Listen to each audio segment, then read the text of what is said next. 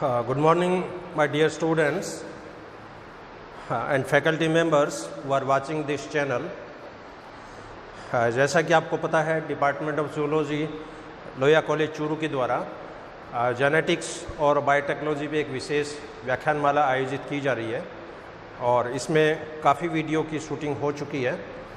आज जो व्याख्यान में डिलीवर करने जा रहा हूँ वो आरएनए के ऊपर रहेगा।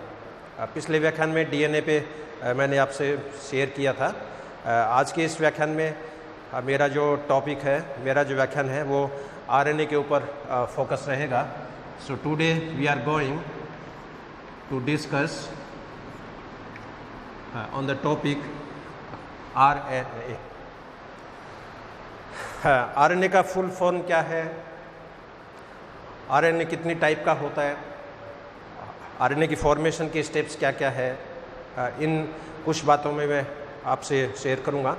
और लास्ट में डीएनए आरएनए में डिफरेंस क्या क्या है वो मैं केवल वर्बली आपको मैं बता दूंगा, क्योंकि इसका काफ़ी लिटरेचर बुक्स में जो है अवेलेबल है। आरएनए को सिंपली राइबो न्यूक्लिक एसिड। अब जिस तरह डीएनए में फॉर्मेशन में 3 कंपोनेंट थे, 3 स्ट्रक्चर से इसकी फॉर्मेशन हो रही थी, उसी तरह आरएनए का निर्माण भी 3 कंपोनेंट से होता है। आरएनए में फर्स्ट कंपोनेंट जो है दैट इज शुगर। अब डीएनए में शुगर होती है डीऑक्सीराइबोज, यहाँ पर शुगर होगी राइबोज।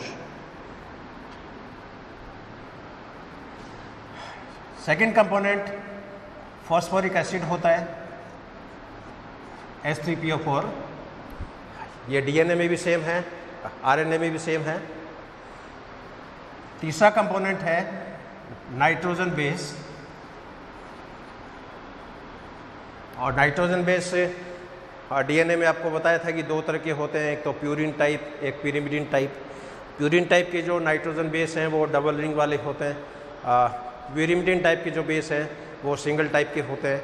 लेकिन यहाँ पर क्या होगा, थाइमिन के स्थान पर यूरासिल होता है। बाकी 3 नाइट्रोजन बेस यहाँ पर सेम है। तो यहाँ पर जो नाइट्रोजन बेस में प्यूरिन टाइप के जो नाइट्रोजन बेस हैं उनमें होगा एडिनिन और ग्वेनिन, और पिरिमिडिन टाइप के जो नाइट्रोजन क्षार है वो यहाँ पर होंगे यूरासिल और साइटोसिन। यहाँ पर थाइमिन नहीं होता है, थाइमिन जो है उसके स्थान पर यूरासिल पाया जाता है। लेकिन कुछ न्यूक्लिक एसिड ऐसे हैं आरएनए के, जैसे ट्रांसफर आरएनए, उसके अंदर कई बार एबनॉर्मल नाइट्रोजन बेस पाए जाते हैं। टीआरएनए में 4 तो होंगे, एडेनिन होगा, यूरासिल होगा, ग्वेनिन होगा, साइटोसिन होगा। लेकिन ट्रांसफर आरएनए में इन 4 के अलावा और एबनॉर्मल नाइट्रोजन बेस जो होते हैं वो भी इसके अंदर पाए जाते हैं। तो ये 3 मेन कंपोनेंट होते हैं आरएनए के, शुगर, राइबोज, फॉस्फोरिक एसिड, और 4 इसमें नाइट्रोजन क्षार हो गए। अब इनकी फॉर्मेशन की जो स्टेप्स हैं वो स्टेप ठीक वैसे ही हैं जैसे डीएनए की फॉर्मेशन होती है। डीएनए में जैसे न्यूक्लियोसाइड बनता है सबसे पहले, तो वहाँ पर डीऑक्सीराइबोज शुगर और नाइट्रोजन बेस के मिलने से न्यूक्लियोसाइड बनता है।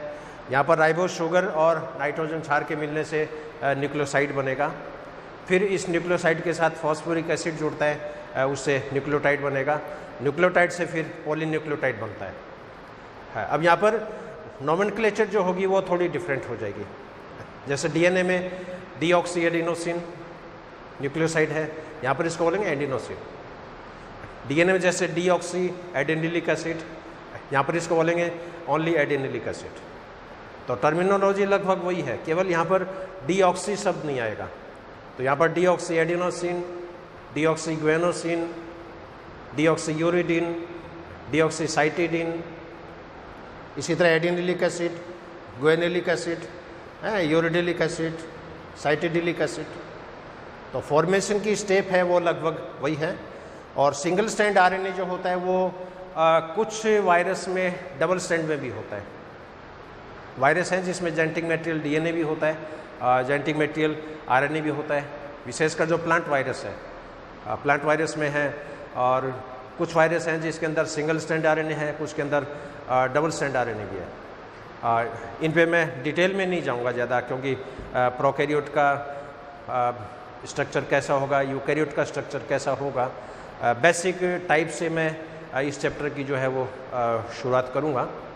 तो आरएनए जो है वो बेसिकली 2 टाइप के होते हैं, टाइप्स ऑफ आरएनए। तो fundamentally RNA is of 2 type. First type is genetic RNA या आनुवंशिक RNA. Second type is non-genetic RNA या आनुवंशिक RNA.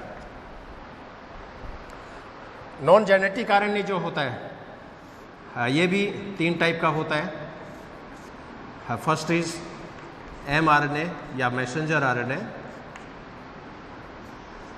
सेकेंड इज tRNA या transfer RNA, third is ribosomal RNA या rRNA। mRNA जो होता है ये टोटल आरएनए का 10% पार्ट बनाता है। टीआरएनए जो होता है ये भी टोटल आरएनए का 10% पार्ट बनाता है। और राइबोसोमल आरएनए जो होता है ये टोटल आरएनए का 70 से 80% पार्ट बनाता है। अब इन आरएनए की फॉर्मेशन जो होगी, अब इसमें जेनेटिक आरएनए जो होगा, जेनेटिक आरएनए वो आरएनए होता है जो आनुवंशिक पदार्थ का कार्य करता है। Genetic RNA is that RNA which acts as a genetic material. अब कई वायरस ऐसे हैं जिसके अंदर डीएनए नहीं होता है, और डीएनए नहीं होता है तो उसमें पाए जाने वाले जो आरएनए होगा अब वो जेनेटिक मटेरियल की तरह कार्य करेगा। जेनेटिक आरएनए जो होता है उसके अंदर एप्लीकेशन भी पॉसिबल है, उसके अंदर ट्रांसक्रिप्शन भी पॉसिबल है। लेकिन नॉन जेनेटिक आरएनए जो मैंने 3 बताए हैं ये क्लासिफिकेशन फंक्शन की बेसिस पे है।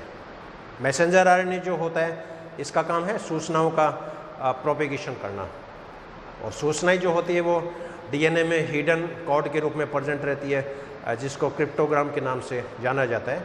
तो डीएनए की जो हिडन इन्फॉर्मेशन है वो ट्रांसक्रिप्शन के द्वारा mRNA में आती है। ट्रांसफर आरएनए जो होता है ये प्रोटीन सिंथेसिस के दौरान एमिनो एसिड को राइबोसोम तक ले जाने का काम करता है। और राइबोसोमल आरएनए जो होता है इसका मेन काम होता है राइबोसोम की फॉर्मेशन, क्योंकि राइबोसोम को आजकल सेल ऑर्गेनेल्स नहीं मानते हैं, इसको सेल पार्टिकल के नाम से जाना जाता है, इसको सेल इंक्लूजन के नाम से जाना जाता है। इसमें किसी प्रकार की कोई झिल्ली नहीं होती है, नॉन मेम्ब्रेनस स्ट्रक्चर है। और राइबोसोम का मेन जो कॉन्स्टिट्यूएंट्स है उसके अंदर राइबोसोमल आरएनए और प्लस विभिन्न प्रकार के प्रोटीन्स। तो ये एक इनका बेसिक क्लासिफिकेशन है। अब इसमें कुछ टर्मिनोलॉजी है, जैसे रेप्लिकेशन,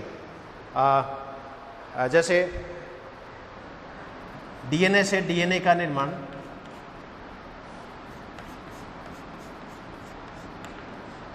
इसको बोलेंगे रेप्लिकेशन।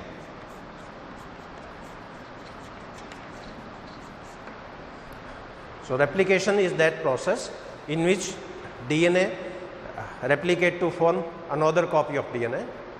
तो DNA से DNA का जो निर्माण हो रहा है इसको रेप्लिकेशन या प्रतिलिपिकरण बोलेंगे। DNA से RNA जो बनता है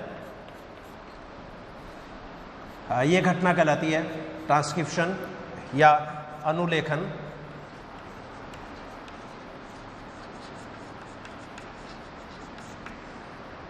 अब इस स्टेप में बच्चों के ज़रा कन्फ्यूजन रहती है स्टूडेंट्स के, क्योंकि किताबों में जैसा नॉलेज है उसकी बेसिस पे बच्चों के दिमाग में ये फीड रहता है कि डीएनए से मैसेंजर आरएनए का निर्माण ट्रांसक्रिप्शन कहलाता है।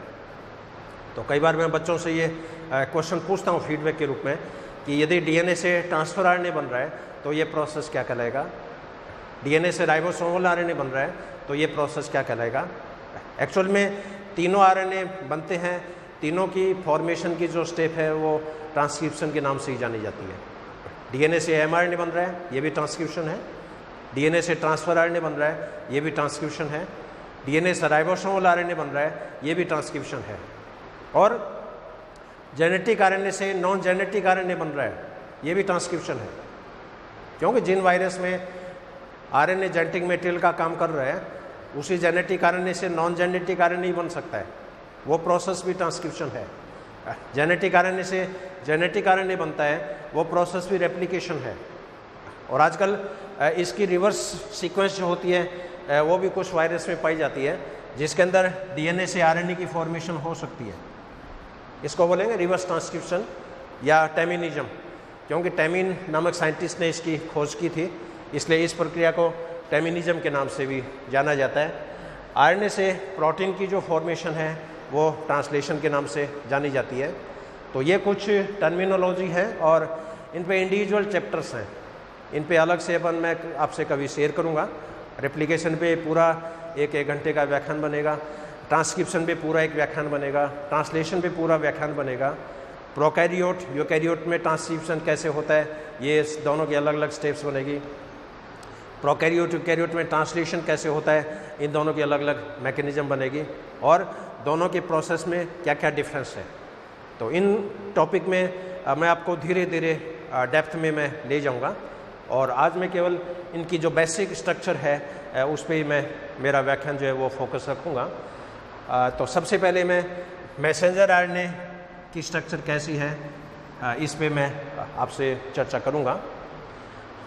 mRNA में बेसिक जो इसके जो कंपोनेंट्स हैं 5वें सिरे से 3रे सिरे की ओर, उन कंपोनेंट की जो टर्मिनोलॉजी है उसमें सबसे पहला जो पार्ट है इसको बोलते हैं leader. First part is called leader. इसके बाद में जो सीक्वेंस होती है that is called upstream sequence. इसके बाद में जो पार्ट है दैट इज इनिशिएशन कोडॉन। इसके बाद में जो सीक्वेंस है दैट इज डाउनस्ट्रीम सीक्वेंस। इसके बाद में टर्मिनेशन कोडॉन।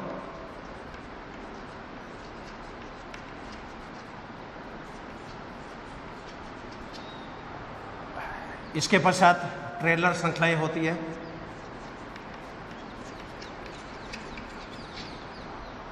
और सबसे लास्ट में एडेनिन की पूंछ होती है, इस पार्ट को बोलते हैं poly A 10।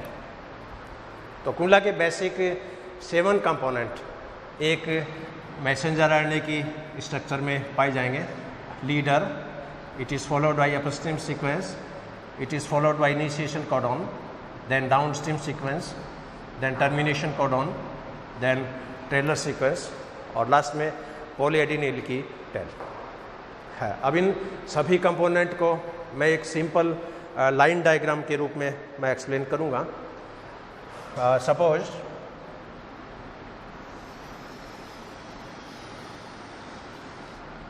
This is messenger RNA।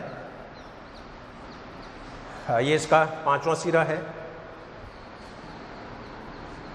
और ये इसका 3रा सिरा है जिस पर एडेनिन की पूंछ प्रेजेंट है। This is 3 terminal, this is 5 terminal. अब 5वें सिरे में सबसे पहले जो श्रृंखलाएं होगी इसको बोलेंगे लीडर सीक्वेंस। लीडर का मतलब आगे आगे है, जिस तरह ट्रेन के अंदर इंजन आगे होता है और गार्ड का डब्बा जैसे पीछे होता है, तो इंजन है वो यहाँ पर लीडर के रूप में है, और 3रे सिरे की जो सीक्वेंस है वो यहाँ पर ट्रेलर के रूप में है। तो सबसे पहला जो पार्ट है दैट इज़ लीडर। इसके बाद में जो सीक्वेंस होती है इनको बोलते हैं अपस्ट्रीम सीक्वेंस। Upstream sequence. इसके बाद में होता है इनिशिएशन कोडॉन या स्टार्ट सिग्नल, और स्टार्ट सिग्नल है, इसको मैं हरे रंग से रिप्रेजेंट कर रहा हूँ, यानी ग्रीन झंडी। ट्रेन को स्टेशन से रवाना करना है तो ग्रीन झंडी, ट्रेन को कहीं रोकना है तो लाल झंडी या लाल बत्ती। तो उसी तरह इस आरएनए के अंदर भी स्टार्ट सिग्नल होता है, स्टॉप सिग्नल होता है। स्टार्ट सिग्नल को मैं ग्रीन कलर की चौक से रिप्रेजेंट करूँगा, स्टॉप सिग्नल को मैं रेड कलर की चौक से मैं रिप्रेजेंट करूँगा। अब ये इनिशिएशन कोडॉन है, और इनिशिएशन कोडॉन जो होता है ये जनरली AUG होता है। AUG यदि नहीं हो उस केस में दूसरे कोडॉन है, उससे प्रोटीन सिंथेसिस की प्रक्रिया संपादित होगी। और इनिशिएशन कोडॉन के बाद में फिर ये डाउनस्ट्रीम सीक्वेंस, डाउनस्ट्रीम सीक्वेंस है, इसकी लंबाई बहुत ज़्यादा होती है, और ये डिपेंड करता है कि प्रोटीन के अंदर कितने एमिनो एसिड्स हैं, उसके अकॉर्डिंग इसकी लंबाई कम और ज़्यादा हो सकती है। और डाउनस्ट्रीम के अंत में इसके अंदर स्टॉप सिग्नल होंगे, और स्टॉप सिग्नल जो होते हैं ये 3 तरह के होते हैं। एक तो UAA,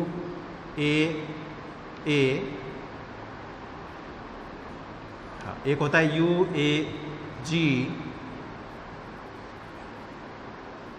और एक कोडॉन होता है UGA। ये तीनों ही स्टॉप सिग्नल हैं, तीनों टर्मिनेशन कोडॉन का कार्य करते हैं, तीनों किसी एमिनो एसिड्स को रिप्रेजेंट नहीं करते हैं, इसलिए इनको नॉनसेंस कोडॉन के नाम से भी जाना जाता है। तो ये जो तीनों कोडॉन है, these are stop signal, this is stop signal या टर्मिनेशन कोडॉन। अब इस स्टॉप सिग्नल के बाद में जो श्रृंखलाएं होती है ये कहलाती है ट्रेलर। क्यों ट्रेलर सीक्वेंस हमेशा तीसरे पार्ट की तरफ होती है, तीसरे टर्मिनल की तरफ होती है, और लास्ट में एडेनिन की पूंछ होती है जिसको पॉली ए टेल के नाम से जाना जाता है। लेकिन पूंछ जो है वो ऑलरेडी प्रेजेंट नहीं है, इसको बाद में ऐड किया जाता है। डीएनए से जब mRNA बन जाता है उसके बाद में इसके अंदर मॉडिफिकेशन होते हैं 3 तरह के, उस मॉडिफिकेशन के दौरान इसके अंदर पूंछ जो है वो ऐड होती है। तो ये एक बेसिक डिज़ाइन है इस मैसेंजर आरएनए की, 5वें सिरे से तीसरे सिरे की ओर है। अब इन प्रत्येक पार्ट को थोड़ा डिस्क्रिप्शन में आपसे सजेस्ट करूँगा। सबसे पहला जो पार्ट है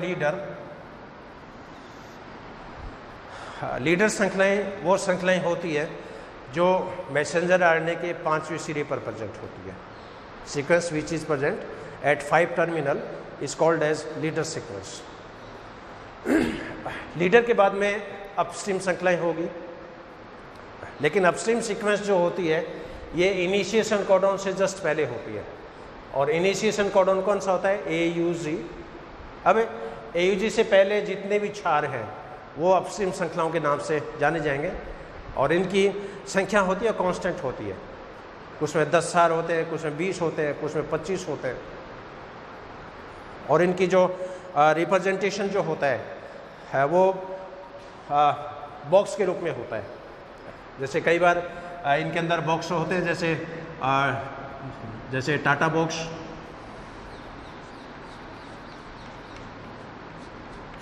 है जैसे कैट बॉक्स,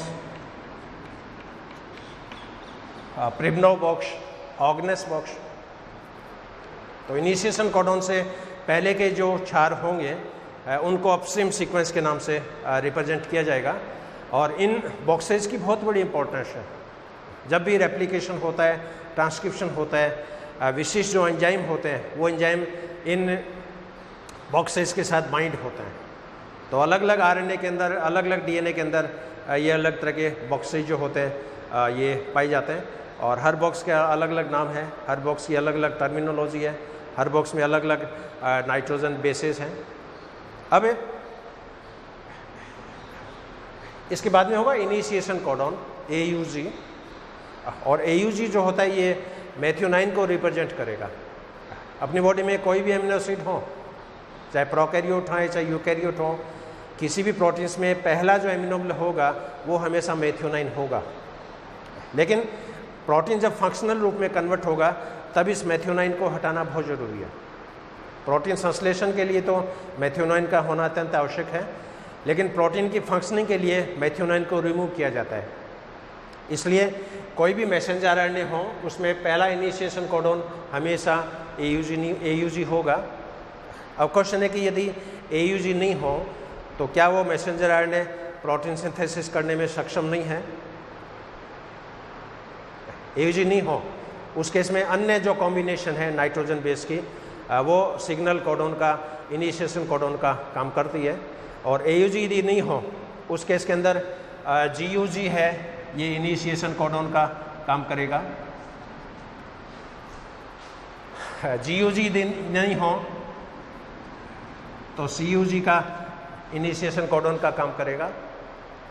ये भी यदि नहीं हो तो UUG इनिशिएशन कोडोन का काम करेगा, लेकिन प्रोटीन सिंथेसिस रुकेगा नहीं, क्योंकि सेल में प्रोटीन सिंथेसिस का जो प्रोसेस है बहुत रैपिड होता है, बहुत फास्ट होता है, बहुत एक्यूरेट होता है, बहुत प्रेसाइज होता है, एररलेस होता है। और कहीं भी कोई थोड़ी बहुत त्रुटि आ जाती है उसके हाथों हाथ एडिटिंग होकर प्रूफ रीडिंग हो जाती है। जो RNA बनता है पीछे से उसकी प्रूफ रीडिंग भी चलती रहती है। और जहाँ भी जरा सी कोई मिस्टेक हो गई, कोई गलत नाइट्रोजन क्षार में ऐड हो गया, हाथों हाथ उसको एंडोन्यूक्लियेज एंजाइम से कट करके एक्चुअल जो न्यूक्लियोटाइड है वहाँ पर लाइगेज एंजाइम से ऐड कर दिया जाता है। और बहुत रैपिड प्रोसेस है। आप कल्पना करो विद इन 1 सेकेंड एक प्रोटीन्स के, एक RNA के हज़ारों मॉलिक्यूल एक विद इन 1 मिनट सिंथेसिस हो जाता है। जबकि लेबोरेटरी में हम PCR मशीन काम में लेते हैं आजकल, पॉलीमरेज चेन रिएक्शन, जिसमें लेबोरेटरी में DNA हम सिंथेसाइज कर सकते हैं कमांड देके। लेकिन PCR में भी जो आर्टिफिशियल जो DNA की सीक्वेंस बनती है उसमें भी कम से कम 2-3 घंटे लग जाती है। और सेल में तो विद इन 1 मिनट पूरा रेप्लिकेशन, पूरा ट्रांसक्रिप्शन ये पॉसिबल है, संभव है। तो एक्यूरेट बहुत फास्ट है, बहुत रैपिड है, एररलेस है। तो वहाँ पर क्या होगा? पॉज नहीं होगा। अब ये नहीं कि mRNA में AUG नहीं है तो प्रोटीन सिंथेसिस नहीं होगा। उस केस में GUG इनिशिएशन कोडोन का काम करेगा, CUG इनिशिएशन कोडोन का काम करेगा, UUG इनिशिएशन कोडोन का काम करेगा। हालांकि इन कोडोन के एक्चुअल जो एमिनो एसिड्स हैं वो तो दूसरे हैं। अब एक्चुअल में GUG ये किसी दूसरे एमिनो एसिड्स को रिप्रेजेंट करता है, लेकिन जब GUG इनिशिएशन कोडोन के रूप में यदि काम में करेगा तो ये मेथियोनाइन को ही रिप्रेजेंट करेगा। इसलिए आप ध्यान रखना, कोई भी प्रोटीन्स हो उसमें पहला एमिनो एसिड हमेशा मेथियोनाइन होगा जब वो प्रोटीन बनेगा। और प्रोटीन जो बनते हैं वो निष्क्रिय होते हैं, नेसेंट होते हैं, इनएक्टिव होते हैं। इन प्रोटीन्स को फिर एक्टिव प्रोटीन्स के अंदर कन्वर्ट किया जाता है। और कोई भी नवजात प्रोटीन जब एक्टिव प्रोटीन्स में कन्वर्ट होता है तो उसके अंदर फालतू के जो एमिनो एसिड्स होते हैं इनको रिमूव कर दिया जाता है। जैसे ट्रिप्सिनोजन का ट्रिप्सिन में रूपांतरण होता है, पेप्सिनोजन का पेप्सिन में रूपांतरण होता है, फाइब्रिनोजन का फाइब्रिन में रूपांतरण होता है। इंसुलिन बनता है वो भी प्री प्रो इंसुलिन के रूप में बनता है। तो प्री प्रो इंसुलिन में प्री पार्ट हटेगा, ये प्रो इंसुलिन में बदल जाएगा। प्रो इंसुलिन में फिर प्रो पार्ट हटेगा, ये इंसुलिन में कन्वर्ट हो जाएगा। फिर इंसुलिन में भी उस पॉलीपेप्टाइड में कटिंग होती है, एक अल्फा चेन बनती है, एक बीटा चेन बनती है, और उसके बाद में ये डाइसल्फाइड बॉन्ड के द्वारा जुड़ते हैं, तब जाके फाइनल इंसुलिन का मॉलिक्यूल है वो बनता है। तो ये इनिशिएशन कोडॉन। अब इनिशिएशन कोडॉन के बाद में जो सीक्वेंस होगी ये डाउनस्ट्रीम सीक्वेंस के नाम से जानी जाती है। और इसके अंदर 3-3 नाइट्रोजन क्षार का जो ग्रुप होगा उसको एक कोडॉन बोलते हैं। तो mRNA DNA में जो कोड है उसके कॉम्प्लीमेंट्री सीक्वेंस mRNA में आ जाएगी, और mRNA में जो नाइट्रोजन बेस की सीक्वेंस है उसकी कॉम्प्लीमेंट्री सीक्वेंस प्रोटीन में एमिनो एसिड्स के रूप में आ जाएगी, क्योंकि 3 नाइट्रोजन क्षार का एक जो ग्रुप होता है वो एक कोडॉन को रिप्रेजेंट करता है, और एक कोडॉन एक एमिनोमल को रिप्रेजेंट करता है। तो डाउनस्ट्रीम सीक्वेंस है, ये छोटी भी हो सकती है, बड़ी भी हो सकती है। ये डिपेंड करता है कि उस प्रोटीन के अंदर कितने एमिनो एसिड्स हैं। और ये अपन जानते हैं कि प्रोटीन में 100 एमिनो एसिड भी हो सकते हैं, 200 भी हो सकते हैं, 1000 एमिनो एसिड्स भी हो सकते हैं। तो जितना लंबा प्रोटीन है उसी के अकॉर्डिंग mRNA की जो होती है वो लंबाई होती है। और इसके बाद में फिर ये 3 नॉनसेंस कोडॉन हैं, इनको टर्मिनेशन कोडॉन भी बोलते हैं, इनको स्टॉप सिग्नल भी बोलते हैं, इसलिए मैंने इनको रेड कलर में दिखाया है, लाल बत्ती। mRNA जहाँ पर भी इन तीनों में से कोई भी कोडॉन जहाँ भी होगा वहाँ पर प्रोटीन सिंथेसिस की प्रक्रिया अपने आप रुक जाती है, इसलिए इनको स्टॉप सिग्नल का नाम दिया है, इनको टर्मिनेशन कोडॉन का नाम दिया है, और ये किसी भी एमिनो एसिड्स को रिप्रेजेंट नहीं करते हैं, इसलिए इनको नॉनसेंस कोडॉन के नाम से भी जाना जाता है। और टर्मिनेशन कोडॉन के बाद में जो सीक्वेंस होगी ये ट्रेलर श्रृंखलाओं के नाम से जानी जाती है। और आरएनए के तीसरे सिरे पर एडेनिन की पूंछ होती है, इसमें 70 से लेके 80 तक एडेनिन एडेनिन एडेनिन लगातार इसके अंदर प्रेजेंट होते हैं, इसको एडेनिन टेल के नाम से जाना जाता है, और शॉर्ट में इसको पॉली ए टेल के रूप में रिप्रेजेंट करता है। It is represented by poly A tail. अभी एक बेसिक लाइन डायग्राम है मैसेंजर आरएनए का, और इसमें इनिशिएशन कोडॉन से ट्रेलर टर्मिनेशन कोडॉन तक का जो पार्ट होगा इसको बोलेंगे एक सिस्टोन। तो डीएनए में जब एक सिस्टोन हो, आरएनए में जब एक सिस्टोन हो उसको मोनोसिस्टोनिक आरएनए बोलेंगे, एक से ज़्यादा सिस्टोन हो उसको पॉलीसिस्टोनिक आरएनए बोलेंगे, सारे सिस्टोन एक ही जैसे हों उसको होमोपोलीसिस्टोनिक एमआरएनए बोलेंगे, अलग अलग प्रकार के सिस्टोन हो तो इसको हेट्रोपोलीसिस्टोनिक आरएनए बोलेंगे। अब यहाँ पर ये जो फिगर मैंने रिप्रेजेंट किया है ये एक सिस्टोन यूनिट का है, एक ट्रांसक्रिप्शन यूनिट का है। अब मान लीजिए इस आरएनए में 2 सिस्टोन होते, यदि 2 सिस्टोन होते तो 2 सिस्टोन के बीच में भी नाइट्रोजन क्षार है, लेकिन वो नाइट्रोजन क्षार नॉनसेंस प्रकार के हैं, उसके अंदर कोडिंग सीक्वेंस नहीं है, वो किसी प्रोटीन को सिंथेसाइज नहीं करते हैं, उनको इंटरवेनिंग श्रृंखलाओं के नाम से जाना जाता है। सपोज जैसे मान लीजिए एक सिस्टोन, और प्रत्येक सिस्टोन की स्टार्टिंग जो होगी वो हमेशा इनिशिएशन कोडॉन से होगी, और प्रत्येक सिस्टोन की समाप्ति जो होती है ये हमेशा टर्मिनेशन कोडॉन से होती है। तो मान लो ये सिस्टोन, और इस सिस्टोन के 5वें सिरे पर इनिशिएशन कोडॉन है और इसके तीसरे सिरे पर टर्मिनेशन कोडॉन है। अब इसके आगे मान लीजिए एक दूसरा सिस्टोन और है, तो इन 2 सिस्टोन के बीच में इंटरवेनिंग सीक्वेंस और होती है। हाँ, इसको जैसे मैंने नीले रंग में जैसे रिप्रेजेंट किया है, हाँ, इंटरवेनिंग सीक्वेंस को, और ये दूसरा सिस्टोन, और दूसरे सिस्टोन में फिर वही इनिशिएशन कोडॉन होगा और इनका अपना टर्मिनेशन कोडॉन होगा। तो ये भी एक सिस्टोन है, ये भी एक सिस्टोन है, ये मान लीजिए सिस्टोन नंबर 1 है, ये मान लीजिए सिस्टोन नंबर 2 है। तो 2 सिस्टोन के बीच में ये जो पार्ट है इसको बोलेंगे इंटरवेनिंग सीक्वेंस या इंटरसिस्टोनिक सीक्वेंस। और ये इंटरवेनिंग सीक्वेंस जो होती है ये भी नॉनसेंस है, हालांकि इसमें नाइट्रोजन क्षार हैं, लेकिन ये किसी कोडॉन को रिप्रेजेंट नहीं कर रहे हैं, ये नॉनसेंस प्रकार के हैं, ये किसी भी प्रोटीन को सिंथेसाइज करने में कैपेबल नहीं है। तो ये जैसे एक ट्रांसक्रिप्शन यूनिट में 2 सिस्टोन है तो ये डाइसिस्टोनिक एमआरएनए के नाम से जाना जाएगा है। लेकिन कई बार क्या होता है कि प्रोकैरियोट्स के अंदर ये इंटरवेनिंग श्रृंखलाएँ नहीं होती है, वहाँ पर पहला सिस्टोन दूसरा सिस्टोन, उनके बीच में एडेनिन जो होता है वो कॉमन होता है, उभयनिष्ठ होता है, और इस तरह के जो आरएनए होते हैं उसमें इस तरह रिप्रेजेंट कर सकते हैं। जैसे मान लो एक ये सिस्टोन, इसका इनिशिएशन कोडॉन है AUG, और इस सिस्टोन में टर्मिनेशन कोडॉन है UGA, और इसके बाद में मान लीजिए सेकेंड सिस्टोन जस्ट स्टार्ट हो गया। अब सेकेंड सिस्टोन स्टार्ट हो गया तो यहाँ पर इनिशिएशन कोडॉन होना चाहिए, और इसके लास्ट में ये टर्मिनेशन कोडॉन होना चाहिए। अब यहाँ पर आप देख रहे हो हिसाब से 6 नाइट्रोजन बेस होने चाहिए यहाँ पर, 3 नाइट्रोजन बेस टर्मिनेशन कोडॉन के और 3 नाइट्रोजन बेस इनिशिएशन कोडॉन के। लेकिन यहाँ पर सिस्टम क्या होगा, यहाँ पर ये जो एडेनिन है ये कॉमन है, यहाँ पर ये जो एडेनिन है ये टर्मिनेशन कोडॉन है और ये एडेनिन अगले सिस्टोन के लिए इनिशिएशन कोडॉन के अंदर भी ये काम में आएगा। अब यहाँ पर ये ए एडेनिन है, ये कॉमन है, एडेनिन टर्मिनेशन कोडॉन का पार्ट भी है, ये एडेनिन अगले वाले सिस्टोन के इनिशिएशन कोडॉन का भी पार्ट है। अब क्वेश्चन है कि इस तरह का जब कोई मैसेंजर आरएनए हो तो क्या उसमें प्रोटीन सिंथेसिस रुकेगा या नहीं रुकेगा।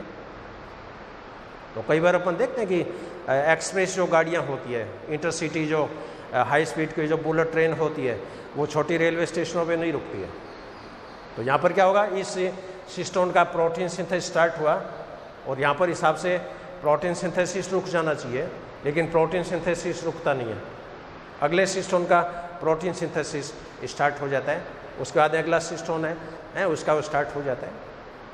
तो यहाँ पर इस घटना को बोलते हैं एंटी टर्मिनेशन, यानी termination of termination is called as anti termination.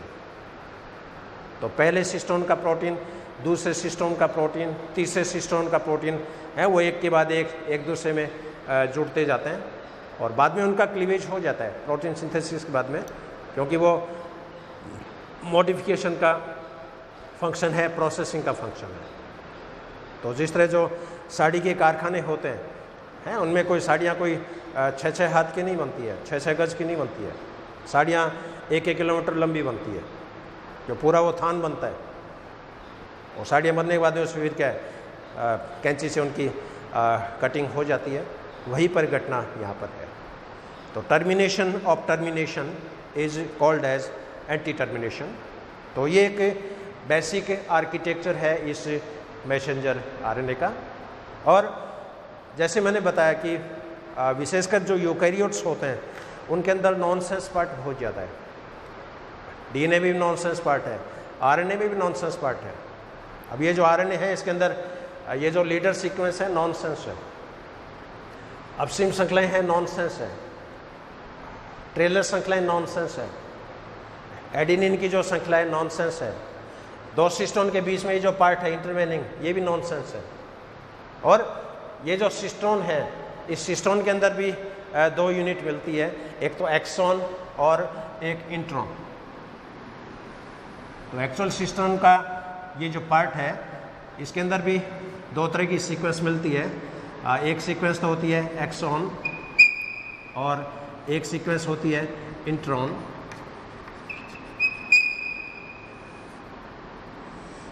अब यहाँ पर एक्सॉन जो है ये एक्चुअल में कोडिंग सीक्वेंस है, इसमें प्रोटीन को बनाने वाले एमिनो एसिड्स के लिए पर्टिकुलर कोडॉन्स प्रेजेंट हैं। इंट्रॉन है इसके अंदर नॉन कोडिंग पार्ट है, ये नॉनसेंस पार्ट है। इसलिए प्रोकैरियोट में तो क्या होगा, प्रोकैरियोट में इंट्रॉन श्रृंखलाएं नहीं होती है। प्रोकैरियोट में तो जितना लंबा डीएनए उतना ही लंबा मैसेंजर आरएनए होता है, उतना ही लंबा प्रोटीन होता है। लेकिन अपने ह्यूमन के अंदर क्या होगा, जितना लंबा डीएनए उससे ट्रांसक्रिप्शन द्वारा सबसे पहले हिट्रोजिनस आरएनए बनता है जो डीएनए की जितना ही लंबा होगा, फिर इस हिट्रोजिनस आरएनए से फाइनल मैसेंजर आरएनए बनता है, वो उसकी तुलना में छोटा हो जाता है। क्योंकि जब हिट्रोजिनस आरएनए एमआरएनए में कन्वर्ट होता है उस दौरान ये इंट्रॉन श्रृंखलाएँ जो होती है ये रिमूव हो जाती है, इनको हटा दिया जाता है और सिस्टोन से इंट्रॉन श्रृंखलाओं को हटाने की जो परिघटना है इसको आरएनए प्रोसेसिंग के नाम से जाना जाता है, इनको आरएनए स्प्लिसिंग के नाम से जाना जाता है।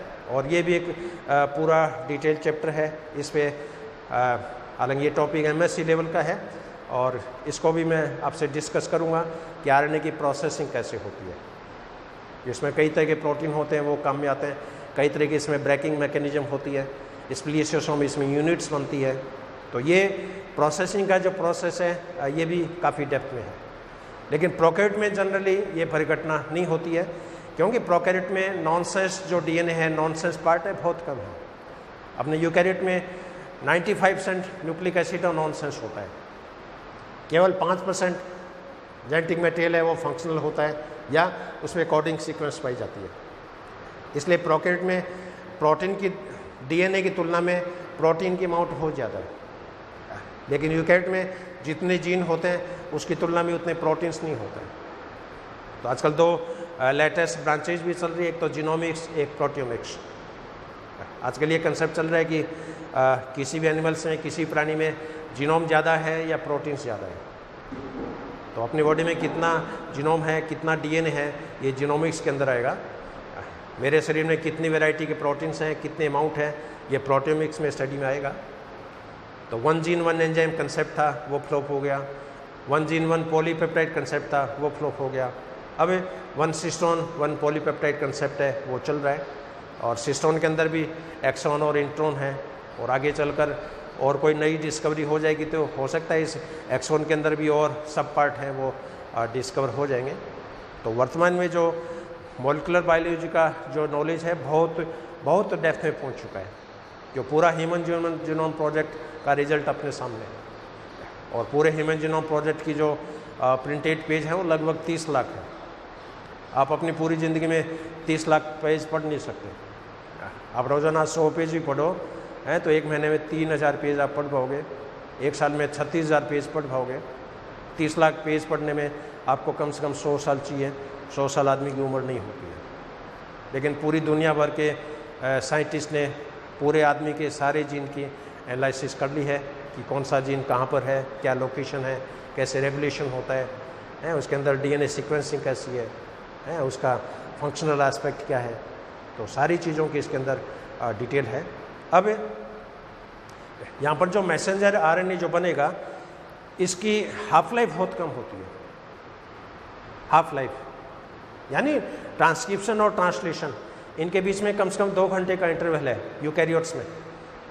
प्रोकैरियोट में तो कोई दिक्कत नहीं है, क्योंकि प्रोकैरियोट में तो केंद्रक नहीं होता है, न्यूक्लियस नहीं होता है, न्यूक्लियर मेम्ब्रेन नहीं होती है। इसलिए वहाँ पर तो क्या होगा, डीएनए से ट्रांसक्रिप्शन द्वारा एमआरएनए बनेगा, और जो आरएनए बनता है उसमें हाथों हाथ प्रोटीन सिंथेसिस स्टार्ट हो जाता है। तो प्रोकैरियोट में तो ट्रांसक्रिप्शन और ट्रांसलेशन, इन दोनों के बीच में टाइम इंटरवल नहीं है, मुश्किल से एक सेकंड का भी इंटरवल नहीं है। लेकिन अपनी बॉडी में प्रॉब्लम है। अपनी बॉडी में ट्रांसक्रिप्शन की प्रोसेस है वो तो केंद्रक में होगा। केंद्रक में पहले डीएनए से आरएनए बनेगा, ये आरएनए फिर केंद्रक से साइटोप्लाज्म में जाता है, साइटोप्लाज्म में फिर ट्रांसलेशन द्वारा प्रोटीन बनेगा। इसलिए अपने यूकैरियोट में ट्रांसक्रिप्शन और ट्रांसलेशन, इन दोनों के बीच में 2 से लेकर 4 घंटे तक का टाइम इंटरवल होता है। अब आरएनए की हाफ लाइफ मुश्किल से 2 मिनट है। 2 मिनट के बाद में इस आरएनए की डेथ हो जाएगी, या इस आरएनए की एक्टिविटी है वो आधी हो जाएगी। अब क्वेश्चन है कि ट्रांसक्रिप्शन और ट्रांसलेशन के बीच में जो 2 से 4 घंटे का अंतराल है, इस एमआरएनए को 4 घंटे तक जिंदा कैसे रखें, या इस आरएनए की हाफ लाइफ कैसे बढ़ाएं। उसके लिए फिर इसके अंदर 3 तरह के मॉडिफिकेशंस होते हैं। तीनों आरएनए में होते हैं। एमआरएनए है उसके अंदर भी मॉडिफिकेशंस मिलेगा, ट्रांसफर आरएनए के अंदर भी ये मॉडिफिकेशंस पाया जाता है, आरएनए के अंदर भी ये मॉडिफिकेशंस पाया जाता है। इन 3 में 2 मॉडिफिकेशन तो ऐसे हैं जो प्रोकैरियोट और यूकैरियोट्स दोनों में पाए जाएंगे। एक मॉडिफिकेशन ऐसा है जो केवल प्रोकैरियोट्स में ही पाया जाता है, और ये मॉडिफिकेशंस कौन से होंगे, इसमें पहला जो मॉडिफिकेशन है इसको तो बोलते हैं कैपिंग।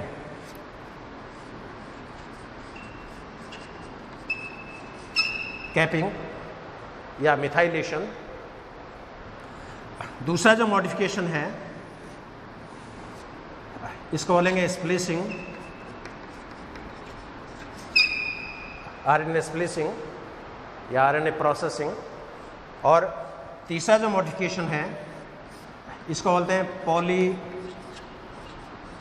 एडिनाइलेशन।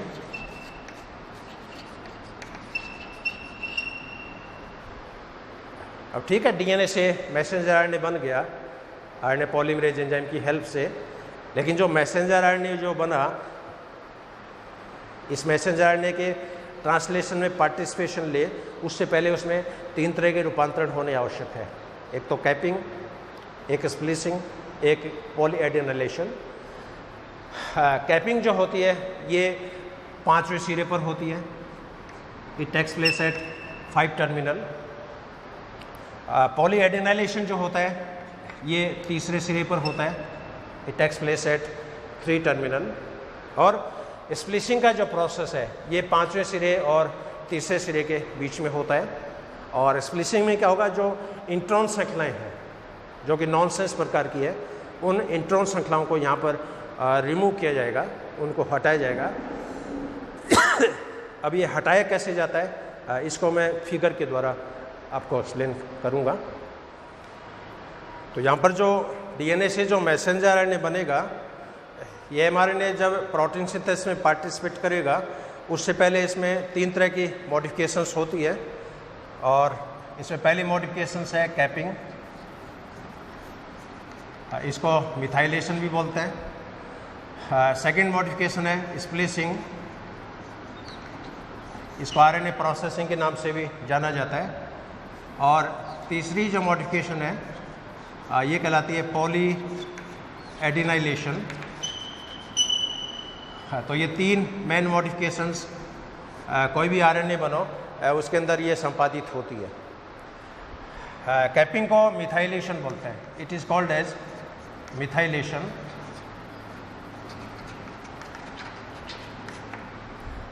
मिथाइलेशन में क्या होगा, जैसे मान लीजिए ये मैसेंजर आरएनए है, सपोज ये इसका 5वां सिरा, ये इसका तीसरा सिरा।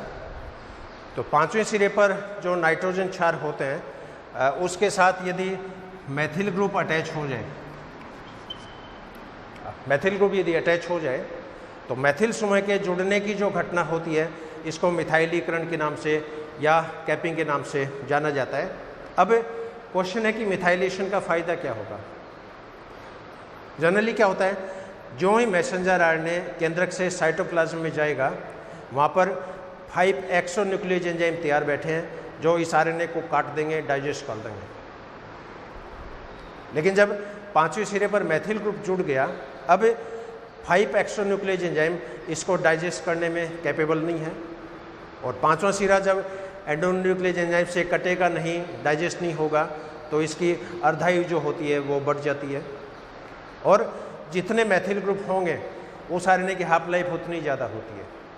एक मैथिल ग्रुप जुड़ गया, हाफ लाइफ बढ़ गई, 2 मैथिल ग्रुप जुड़ गए, हाफ लाइफ और बढ़ गई, 3 मैथिल ग्रुप जुड़ गए, हाफ लाइफ और बढ़ गई। तो जो जो मिथाइल ग्रुप की संख्या इसमें जुड़ती जाती है, बढ़ती जाती है, आरएनए की अर्धायु जो होती है वो भी बढ़ती जाती है। और मैथिल ग्रुप की संख्या की बेसिस पे कई बार एमआरएनए का क्लासिफिकेशन भी किया जाता है। जैसे मान लो यदि किसी मैसेंजर आरएनए में एक मैथिल ग्रुप यदि जुड़ा हुआ है तो इसको बोलते हैं कैप 0 एमआरएनए। इसी तरह इसके साथ यदि 2 मैथिल ग्रुप जुड़े हों तो इसको बोलेंगे कैप फर्स्ट एमआरएनए। हाँ, इसी तरह इसके साथ यदि 3 मैथिल ग्रुप जुड़े हों तो इसको बोलेंगे cap third mRNA, cap second mRNA. अब यहाँ पर कैप सेकंड जो एमआरएनए है इसकी हाफ लाइफ सबसे ज़्यादा है, इससे कम हाफ लाइफ कैप फर्स्ट की है, इससे कम हाफ लाइफ कैप 0 की है, इससे कम हाफ लाइफ ये जो डीएनए से जो आरएनए बना है इसकी है। अब ये मिथाइलेशन जो होता है ये भी 2 टाइप का हो सकता है, एक्सटर्नल टाइप का और इंटरनल टाइप का। 95% केस में एक्सटर्नल मिथाइलेशन होता है। लेकिन कई बार क्या होता है कि जो न्यूक्लियोटाइड है, पर्टिकुलरली एडेनिन जैसे, तो एडेनिन में 6ठे नंबर पे जो नाइट्रोजन होती है उस नाइट्रोजन के साथ कई बार मैथिल ग्रुप जो होता है अटैच हो जाता है। तो इनर साइड में जब मैथिल ग्रुप जुड़े उस घटना को बोलेंगे इंटरनल मिथाइलेशन। तो एक्सटर्नल मिथाइलेशन ये कॉमन है, 95% केस में एक्सटर्नल टाइप का मिथाइलेशन होता है और कुछ रेयर केस में 1 से लेके 5% तक इंटरनल मिथाइलेशन भी होता है। तो मिथाइलेशन का मेन पर्पज़ है आरएनए की अर्धायु को बढ़ाना, एक्सोन्यूक्लियोज एंजाइम से आरएनए को डाइजेस्ट होने से बचाना। तो पहला ये जो मॉडिफिकेशन है कैपिंग, ये प्रोकैरियोट में भी होता है और यूकैरियोट में भी होता है। अब इसका जो सेकंड जो मॉडिफिकेशन है स्प्लिसिंग, ये केवल यूकैरियोट्स में पाया जाएगा, प्रोकैरियोट के अंदर स्प्लिसिंग या प्रोसेसिंग नहीं होती है। उसका मेन रीज़न क्या है? प्रोकैरियोट के अंदर नॉनसेंस पार्ट बहुत कम है। प्रोकैरियोट में इंट्रॉन श्रृंखलाएं नहीं होती है, केवल एक्सॉन होती है। लेकिन अपनी बॉडी में एक्सॉन के साथ साथ इंट्रॉन श्रृंखलाएं भी होती है, और इंट्रॉन श्रृंखला में जो नाइट्रोजन क्षार है वो प्रोटीन सिंथेसिस करने में कैपेबल नहीं है। हालांकि इंट्रॉन श्रृंखलाओं से रेगुलेटरी प्रोटीन्स बनते हैं, नियामक प्रोटीन होते हैं, वो उनके कोडॉन उसमें हैं, लेकिन बाकी जो स्ट्रक्चरल प्रोटीन है, फंक्शनल प्रोटीन है, एंजाइमेटिक प्रोटीन्स हैं, उन प्रोटीन को बनाने वाले नाइट्रोजन बेस के कोडॉन इन इंट्रॉन्स में नहीं पाए जाते हैं। अब ये प्रोसेसिंग कैसे होती है, इस पे एक पूरा 1 घंटे का व्याख्यान है, क्योंकि अलग अलग तरह की मैकेनिज्म है, अलग अलग तरह के इसमें प्रोटीन पार्टिसिपेट करते हैं, इसके अंदर स्प्लियोसोम यूनिट्स बनती है। लेकिन यहाँ मैं बहुत सिंपल तरीके से डायग्रामेटिक रूप में इसको मैं आपको एक्सप्लेन करूँगा। सपोज ये मान लीजिए डीएनए सीक्वेंस है कोई, हाँ, और इस डीएनए के अंदर ये एक्सॉन यूनिट है, इसको मैं एक्सॉन फर्स्ट के नाम से लिख रहा हूँ, एक्सॉन फर्स्ट। हाँ, एक्सॉन के बाद में इसके अंदर इंट्रॉन यूनिट है,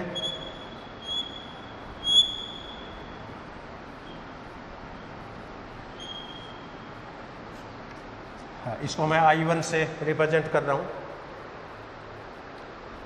हाँ, इंट्रॉन के बाद में मान लीजिए दूसरा एक्सॉन है,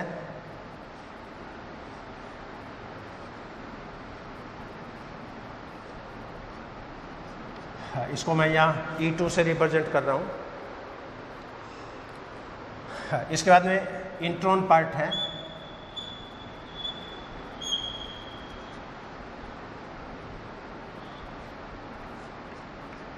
हाँ, इसको मैं I2 से रिप्रेजेंट कर रहा हूँ। और इसके बाद में एक तीसरी एक्सॉन पार्ट और है, मान लो,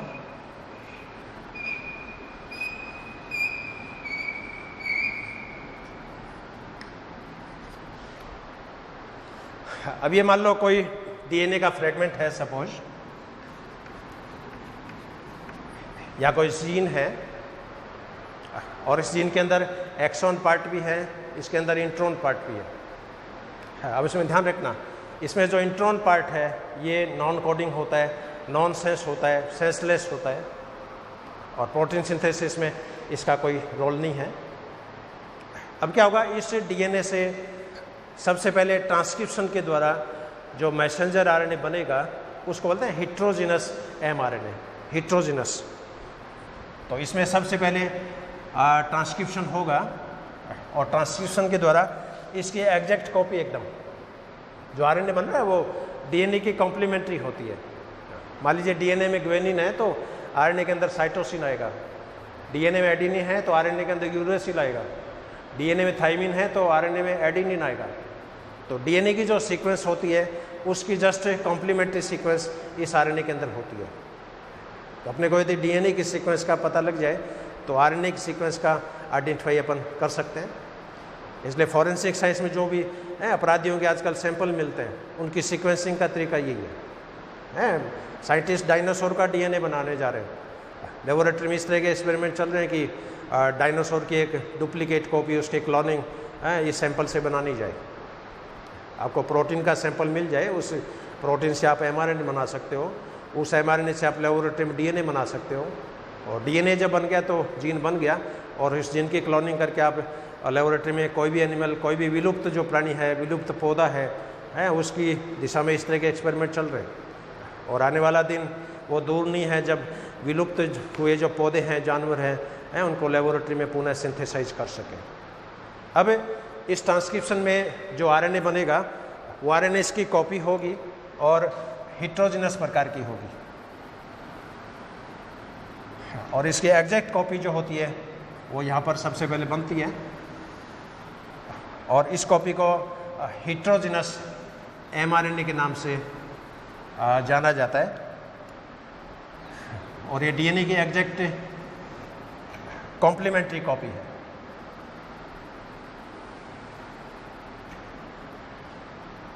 हाँ, ये इसके अंदर एक्सॉन थर्ड, ये इंट्रॉन सेकेंड, ये इंट्रॉन फर्स्ट, ये एक्सॉन फर्स्ट, ये एक्सॉन सेकेंड। तो जितना लंबा डीएनए था उतना ही लंबा यहाँ पर ये एमआरएनए बना। लेकिन इस एमआरएनए को किस नाम से जाना जाता है? Heterogeneous mRNA. हेटेरोजेनस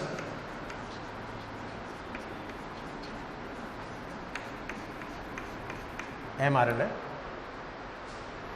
अब नेक्स्ट स्टेप में क्या होगा? ये हेटेरोजेनस एमआरएनए ये कन्वर्ट होता है फाइनल मैसेंजर आरएनए में।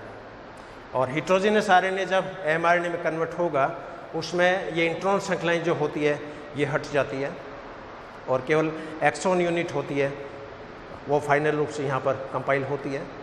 लेकिन प्रोसेसिंग से पहले ये इंट्रॉन जो होता है ये लूप के अंदर कन्वर्ट हो जाएगा, लूप जैसी स्ट्रक्चर में।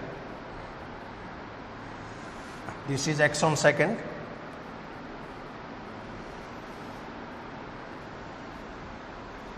ये इंट्रॉन सेकेंड,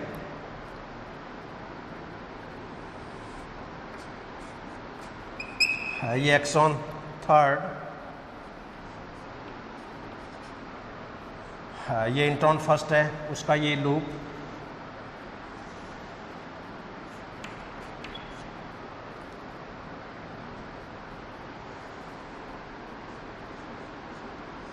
ये एक्सॉन फर्स्ट।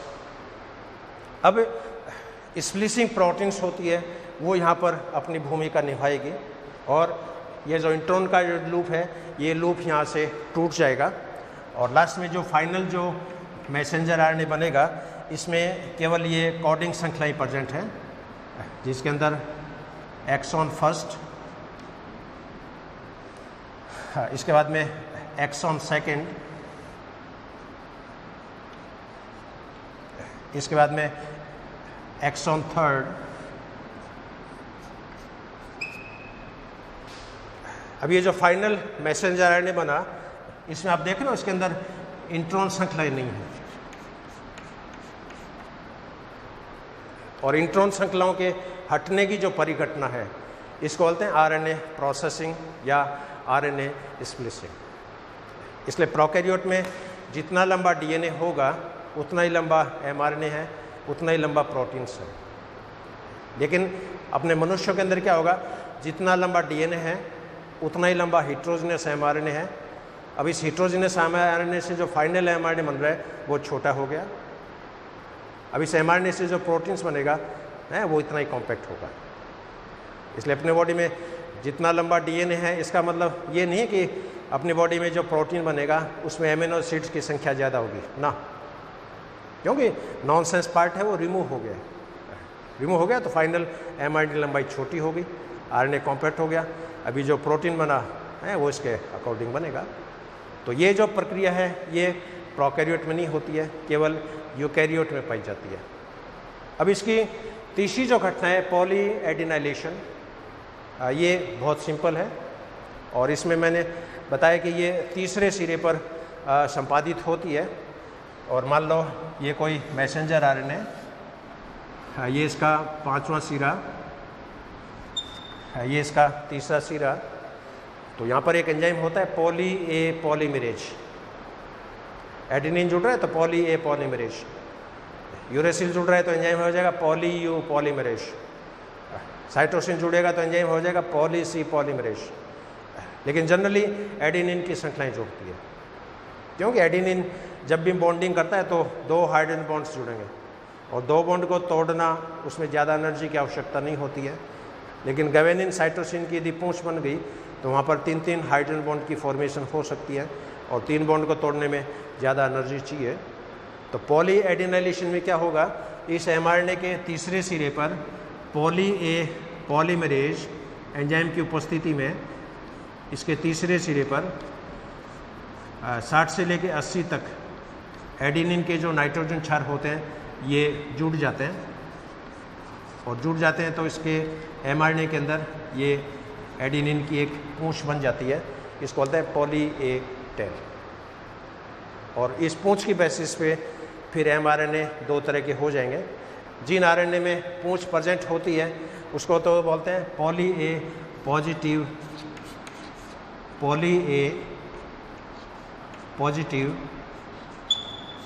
mRNA। जिनमें पूंछ नहीं होती है